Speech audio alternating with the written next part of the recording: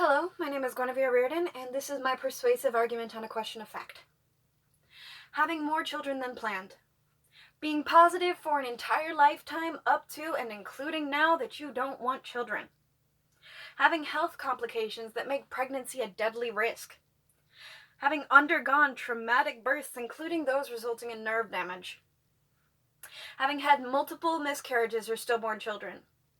According to many U.S. healthcare providers, none of these are reasons for women to request sterilization, or at least undergo it. There are countless stories of women requesting such operations only to be laughed at and turned away with the alternative, long-acting reversible contraceptives. After all, the practitioners think these will have the same effects, right? LARCs, the long-acting reversible contraceptives, are completely reasonable if the patient is not sure they won't continue to want children. They will continue to not want children. My apologies. It is reasonable when they undergo pre-sterilization therapy and find out it's not a good choice for them. It's also a perfectly reasonable option for women who are not in a stable relationship, a group which, according to PubMed, is 5 times as likely to request tubal reversal. However, what if the patient is positive they will never want children?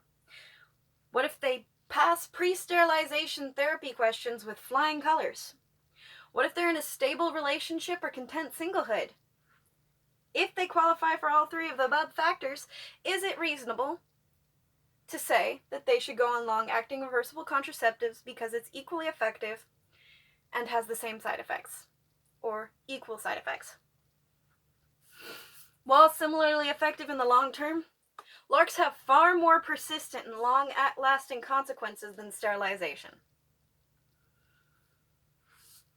Here's a CDC chart, which I don't know if you can see via the camera very well, reflecting typical uses of various contraceptive methods. If you look at the top row, the 4 options that have less than a 0.5% failure rate are an implant, an intrauterine hormonal device, or hormonal intrauterine device, and sterilization. While vasectomies are significantly easier to get, according to NCBIA, many more couples opt for tubal ligation.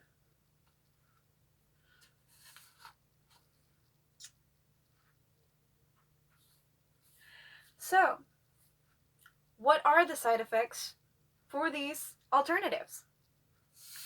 The implant, Nexplanon. There are more methods of the implant. However, the same company that manufactured Nexplanon manufactured the other predecessors, and they have similar side effects.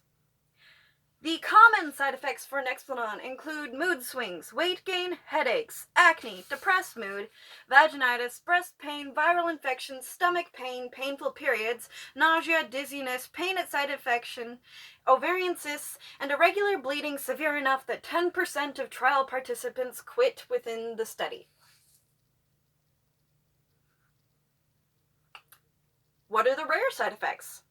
Blood clots, ectopic pregnancy, and problems with the removal of the implant because scar tissue formed around it, or it broke, or it migrated, moved from its original site, which is within the arm. It has been, in very rare instances, found to migrate into the lungs and arteries. What about hormonal IUD? The example on my list is the Mirena, which the manufacturers of Mirena made the other 2. The common side effects are pain and bleeding, dizziness during and after placement, expulsion of implant, and ovarian cysts in 12% of users. Rare side effects include pelvic inflammatory disease, which is an inflammatory infection. That happens in less than 1% of users. However, another possible side effect that is not common but occurs is perforation, which is where this little device that sits in your uterus jabs into the wall of it and gets stuck. Painful. And usually requires hospitalization. It is also noted that this is not the complete list of side effects, and no link to find the complete list of side effects is listed. What about the side effects of tubal ligation? According to the U.S. Department of Health and Human Services, it is a one-time, no implant surgery involving the cutting and tying of the tubes or using clamps to secure the tubes so that the egg cannot pass through them. The only common side effect is regret, though according to a study by Denise Jameson, posted in the Indian Journal of Medical Sciences, said that regret, or implied that regret, could be mitigated or even eliminated with pre-sterilization therapy. The rare risks include one-time risk of infection, bleeding, and pain, and the possibility of regrowth of tubes in 4%, less than 4% of women over the course of 10 years, and occasional instances of that will be ectopic.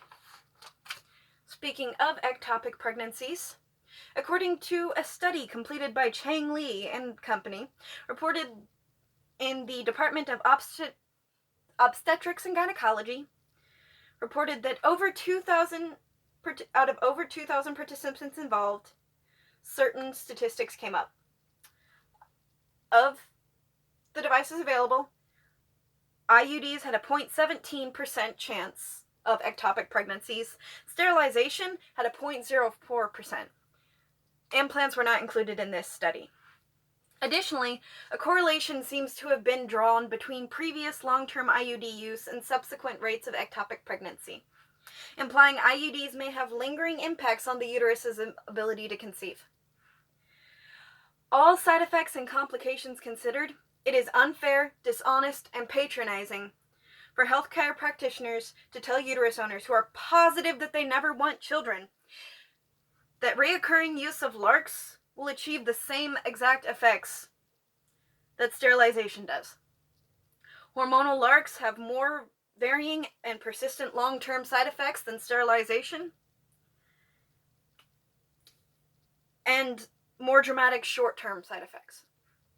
So I ask you today, if your friend tells you that they want a tubal ligation, do not laugh.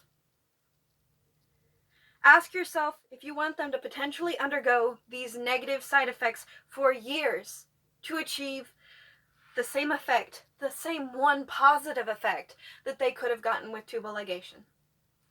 Thank you.